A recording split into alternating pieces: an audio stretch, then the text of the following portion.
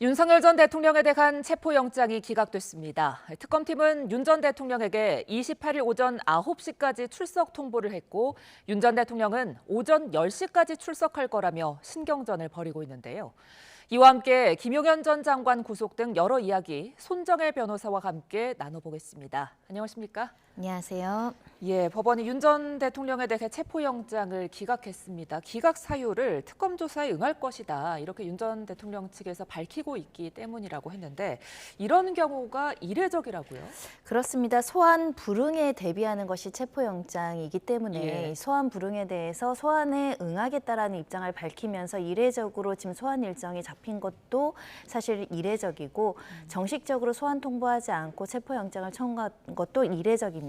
예. 이런 상황은 특수한 상황으로 해석할 수 있는데 특수한 상황이 이미 벌어졌었죠. 이미 윤석열 전 대통령이 경찰의 소환에 대해서 불응한다는 의사표시를 여러 차례 했을 뿐만 아니라 내란죄 수사에서도 소환 조사에 제대로 응하지 않고 제대로 된 진술 조사가 이루어지지 않아서 결국 체포영장을 집행하는 과정에서 또 특수공무집행 방해죄가 성립하느냐 안 하느냐 이런 문제가 거론됐기 때문에 이례적으로 정식적인 소환 통보 없이 특검에서 체포영장을 먼저 청구하는 상황이 발생했고 또 법원에서는 이것을 기각함으로 인해서 이 소환에 대해서 어느 정도 담보하는 의사표시를 또 밝혔기 때문에 기각하는 상황이 확인되는 상황입니다. 예, 말씀해 주신 것처럼 통상적으로 보통 소환에 불응한 다음에 체포영장을 이제 신청을 하는 건데 특검이 먼저 체포영장을 신청한 이유는 뭐라고 봐야 될까요? 일단 시간을 지연시키지 않겠다라는 신속한 그 수사에 대한 의지입니다. 두 번째로는 이렇게 만약에 체포영장을 신청했다가 기각했다라고 하더라도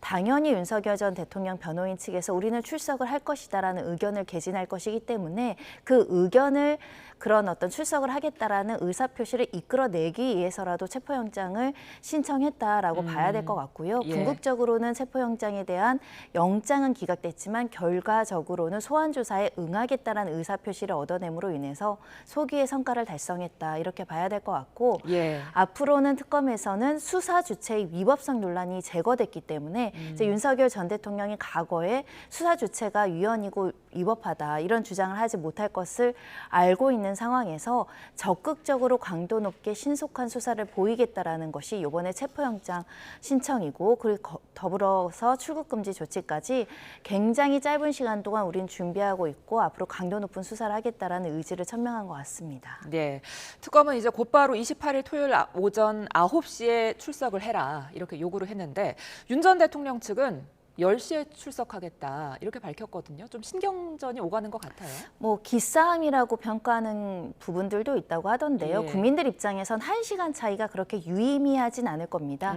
수사기관과 피의자 신분인 양측에서 서로 1시간을 둘러싸고 기싸움하는 것은 뭐 타당하지 않을 것으로 보이고요. 예. 그런 만큼 특검에서도 9시냐 10시냐 이 부분에 집착하기보다는 충분히 조율된 시간으로 또 피의자 측에서 요청하는 10시에 소환 조사를 하도록 정리하지 않을까라는 생각이 들고요. 결과적으로 윤 전 대통령은 이 특검의 어떤 수사와 관련한 어떤 위헌성에 대해서도 지적하고 있는 상황이기 때문에 실질적으로 절법 절차나 피의자의 권리를 최대한 보장하는 쪽으로 절차를 인정해달라는 취지로 시간 변경도 요청했다라고 봐야 될 것 같습니다. 그러니까 특검의 일방적인 명령을 받아들이기 어려워서 10시에 출석하겠다 이렇게 말을 한 건데 어떻게 좀 더 해석해 봐야 될까요? 네, 일반적으로는 수사기관이 9시에 나와주세요라고 하면 일반 국민 피의자들은 9시에 맞춰서 나가려는 경향이 있겠죠. 예. 근데 이 사건 같은 경우는 특수하게 과거에 윤 전 대통령이 경찰 수사라든가 공수처 수사와 관련해서 굉장히 팽팽한 법률적인 싸움과 어떻게 말하면 정치적인 싸움을 해왔던 경위가 있기 때문에 현재 특검으로부터 일방적으로 수동적으로 조사에 응하지 않겠다. 피의자로서 가지고 있는 모든 권리를 행사할 뿐만 아니라 수사 시간도 적절하게 조정하도록 우리의 권리도 주장하겠다라고 보이는 측면에서 일방적인 어떤 이 절차는 그대로 받아들이기 어렵다. 이렇게 밝힌 게 아닐까 생각이 들고요. 그러므로 인해서 우리가 과거에 그 봤던 수사기관과 여러 가지 어떤 법리적인 쟁점과 절차적인 문제에 대한 부분들 앞으로 특검 과정에서도 계속 지속적으로 이루어지지 않을까 생각을 하고요. 예. 소환 조사 시간도 이렇게 지금 다투고 있잖아요. 예. 그럼 소환 조사했을 때 조사의 방법, 질문의 방법, 휴식 시간을 보장하는지 여부, 영장 청구의 적법성, 그리고 이 특검 절차의 어떤 위헌적이거나 인권을 침해했는지 여부 하나 주장이 들어올 것이 예견되는 상황입니다. 예. 그러면서 이제 윤 전 대통령 측에서는 특검의 비공개 출석을 요구했는데 특검이 받아들일 확률은 얼마나 보세요? 뭐 가능성은 있어 보입니다. 과거의 전례를 따라서 공개할 가능성도 있고 특히 특검법에 따르면 국민의 알 권리를 보장하는 취지에서 여러 가지 조항이 들어온 만큼 과거의 어떤 비공개 수사의 원칙보다는 알 권리 보장 차원에서 공개할 가능성도 있지만 불필요하게 이렇게 공개냐 비공개를 둘러싸고 또다시 정치적인 어떤 논쟁이 발생할 것이 실익이 없다라고 판단한다고 한다면 예. 비공개 조사도 가능해 보이는 상황이고요. 일전에 내란죄를 수사하면서도 지하로 들어갔다 지하로 나온다던가 영장실질 심사 과정에서도 주차장으로 들어가서 대중들에게 이제 눈에 띄지 않는 형식으로 이동 동선을 이제 배려한 측면이 있는데 이 정도의 배려는 또 충분히 가능할 수 있다라고 보입니다. 자, 이런 상황을 두고 이제 윤 전 대통령과 조은석 내란 특검 모두 특수통 검사 출신이기 때문에 이 특수통 검사들의 팽팽한 수싸움이 시작됐다 이런 해석도 있던데요.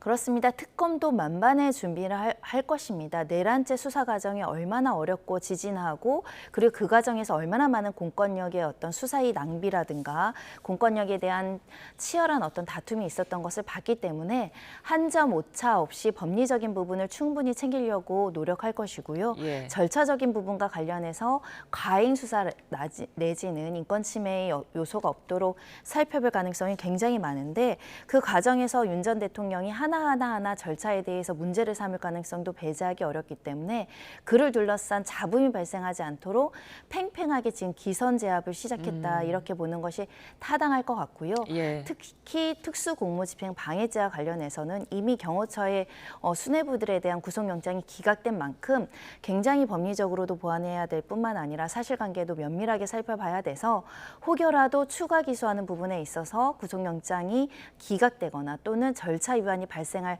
것이 염려되는 상황이기 때문에 그런 부분들이 없도록 충실하게 챙기는 거 아닐까 생각이 들고요. 또 그 과정에서 피의자의 신분인 윤 전 대통령이 수사에 제대로 응하지 않는다고 한다면 특검의 어떤 정당성이라든가 존재 가치가 좀 떨어질 가능성이 있거든요. 네. 이 점을 염두해서 꼼꼼하게 의지를 보이는 것 같습니다. 예. 자, 그런데 지금 윤 전 대통령 측은 특검에 대해서 위헌 소지가 있다 이런 주장을 하고 있거든요. 위헌 법률 심판 제청 신청도 염두하는 걸로 알려지고 있는데 승산 가능성은 얼마나 보십니까?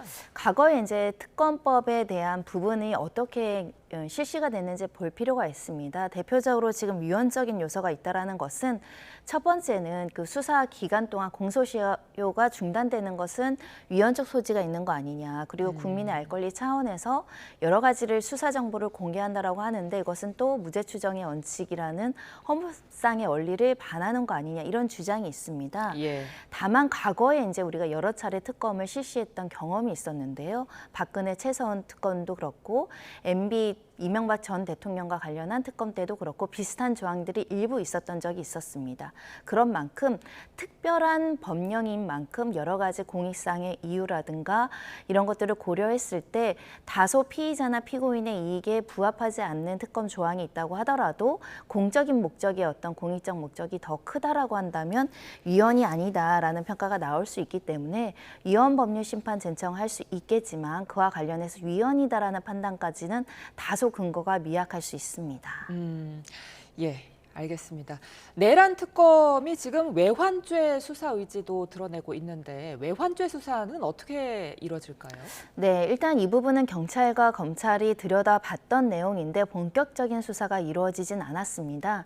결국 핵심 단서는 노상원 전 정보사령관의 수첩에 이 북한의 공격을 유도한다라는 취지의 국지전을 유도해서 전쟁 위기라든가 또는 군사적 위협을 발생하게 하고 그럴 빌미로 또는 그걸 동기로 해서 계엄을 선포하거나 계엄을 유지시키려는 목적이 있었던 거 아니냐, 이런 취지의 어떤 혐의인데요. 만약에 북한의 공격을 유도해서 대한민국의 군사적 이익을 침해했다라고 한다면 이적죄도 성립할 수 있고요. 북한과 공모해서 이런 행위를 했다라고 한다면 외환죄가 성립할 수 있습니다. 이 점에 있어서 실체 관계가 어떠했는가, 수첩에 기재된 내용이 실제 실행행위로 갔는가, 특히 실행행위로 가지 않는다고 하더라도 예비 음모죄를 처벌하고 있기 때문에 이에 대한 구체적인 계획이 설립했는가, 이 부분에 대한 조사는 반드시 이루어져야 될 것 같고요. 그렇기 때문에 소위 말하는 북한과 공모하여 또는 북한의 이익을 위해서 군사상 어떤 위기를 야기했는가, 이 부분은 핵심적으로 특검에서 살펴봐야 될 것이고, 이 부분에 대한 관련자들의 진술을 확보해야 될 것 같습니다. 예, 알겠습니다. 자, 말씀 도중에 내일 본회의 개최와 상임위원장 배분 문제를 놓고 여야 원내대표가 만났습니다. 현장으로 가보겠습니다. 내용은 뭐 많지 않으니까 먼저 여당에서 먼저 말씀을 하시죠. 네, 오늘 이제 그 원내대표 수석 4명이서 점심 먹으면서 우리 여당에서 6월 임시국회 내에 추경안 처리를 위해서는 오늘 내일 반드시 본회의를 열어야 된다. 그래서 본회의 열 수 있도록 협조해달라, 이렇게 말씀을 드렸습니다. 네, 야당에서는 의회 내 견제와 균형을 위해서 법사위나 예결위원장을 야당에게 양보하지 하는 것을 요구했고, 이것이 들어지지 않는 상황에서 현재 본회의 개최는 협력하기 좀 어렵다 하는 입장을 밝혔습니다. 네, 이 정도 하면 되겠죠? 특별히 변한 건 없기 때문에. 예. 네. 혹시 입장차를 못 줄이시면 내일 본회의 개최는 어렵다고 봐야 되는가요? 저희 입장에서는 반드시 본회의를 개최해야 된다, 이런 입장을 갖고 있습니다. 내일 혹시 그럼 예결위원장만 따로 협의를 하시거나 하는 안은 없었을지, 5개 상임위원장에 대해서 지금 협상에서 안 되고 있어가지고요. 그거는 이제 안건 상정 문제는 또 의장님과 또 상의를 해야겠지만, 저희 입장은 4개 상임위 비어있는 현재 공석으로 있는 4개 상임위원장에 대한 임면 절차도 거쳐야 된다, 선임 절차도 거쳐야 된다, 이렇게 생각하고 있습니다. 네, 오전에 다시 만나실 계획도 있으신 건가요? 일단 오늘 그 협상 과정에서 양쪽의 입장차가 좁혀지지 않은 상태라서 내일 다시 만날지 여부는 오후에 다시 원내대표 등과 상의를 해서 그것을 결정하게 될 것 같습니다. 현재는 예정되어 있지는 않습니다. 예, 이 정도 마치겠습니다. 국민의힘은 내일 본회의 만약 열리면 참석 안 하신다는 말씀이실까요? 그 질문이 그렇게 나옵니까? 그 부분에 대해서도 내일 본회의 참석 여부에 대해서도 저희가 원내 지도부 간에 충분한 논의를 거쳐서 내일 민주당이 일방적으로 본회의 개최를 강행한다면 어떻게 대응할지 논의하고 의총에서도 논의할 예정입니다. 그러면 민주당에서도 내일 본회의 열어서 예결위원장 단독 처리할 예정이신가요? 합의 처리하면 가장 네, 여야 원내대표 회동 후 양당 원내수석 부대표의 발언 듣고 왔습니다. 당초 상임위원장 협상 여부가 주목이 됐었는데요. 국민의힘에서 법사위원장을 야당에 양보하는 것을 요구했지만 받아들여지지 않아서 본회의 개최에 협력이 어렵다고 밝혔습니다. 하지만 여당에서는 반드시 본회의를 개최해야 한다고 밝혔고, 이에 대해 유상범 원내수석 부대표는 본회의 참석은 지도부의 논의를 거쳐서 결정하겠다, 이렇게 전했습니다. 그러니까 주목됐던 상임위원장 협상은 불발된 걸로 보이는데요. 자세한 소식이 들어오는 대로 저희가 다시 한번 정리해 드리겠습니다. 자, 계속해서 특검 관련 대담 이어가 보겠습니다. 자, 내란 특검팀 윤석열 전 대통령에 대해서 출국 금지도 신청을 했는데 지금 상황에서 사실상 출국하기는 좀 힘들 텐데 뭐라고 해야 될까요? 좀 수사 의지를 보여주는 조치라고 해석해야 될까요? 너무나 당연한 조치입니다. 예. 혹여 출국을 했다라고 한다면 수사 기간이 장기간 공전이 돼서 수사가 제대로 진척이 되지 않기 때문에 해외에 출국하는 것을 막는 것은 수사의 기본적인 조치이다 이렇게 말씀드릴 수 있고요. 네. 특히 특검법에 따라서 기간이 정해져 있기 때문에 그 기간 안에 빠짐없이 관련된 수사를 해야 되는 특검 입장에서는 굉장히 시간이 촉박하다 그런 취지에서 혹여라도 어떤 사유로 출국을 한다고 하더라도 그것은 도저히 허용될 수 없다라는 취지로 출국 금지 조처를 한 것으로 보이고 예. 이미 했어야 되는 조치가 아닐까 합니다. 예. 자, 김용현 전 장관도 좀 살펴보겠습니다. 법원이 김용현 전 국방부 장관에 대해서 추가로 구속영장을 발부했습니다. 석방 3시간 전에 증거인멸 우려로 재구속이 된 거죠? 그렇습니다. 제명은 위계이양 공무집행 방해, 증거인멸 교사죄입니다. 즉 핵심적으로 비아폰과 관련해서 비아폰 운영과 관련한 시스템에 차질을 줬을 뿐만 아니라 이렇게 공무상 비밀을 제대로 이제 유지해야 됨에도 불구하고 민간인인 노상원에게 이것을 제공하거나 이 정보를 노출했다. 그리고 그와 관련해서 제3자를 통해서 증거인멸을 교사했다라는 혐의를 받고 있는데요. 이 모든 혐의에 대해서 어느 정도 범죄가 소명되는데 만약에 불구속 재판을 받거나 수사를 받는다고 했을 때는 증거인멸 가능성, 즉 입을 맞힐 가능성 배제하기 어렵기 때문에 구속 수사의 상당성이 있다라는 법원의 판단이 이루어진 것이고요.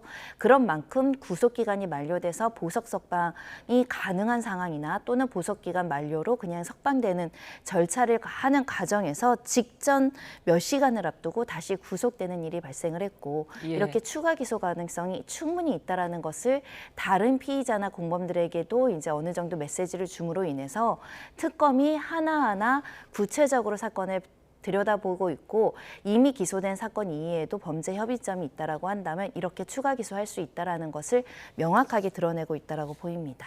예.